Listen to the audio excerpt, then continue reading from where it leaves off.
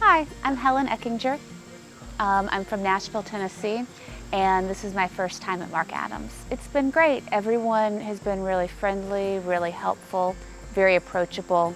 I am very new at this, and I don't feel like I'm out of my depth or holding the class behind.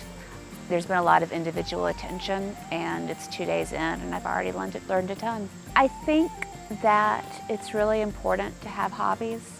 And I think especially as someone like me who has a desk job, who spends the day looking at a computer, talking to people on the phone, it's really enjoyable to make things with your hands.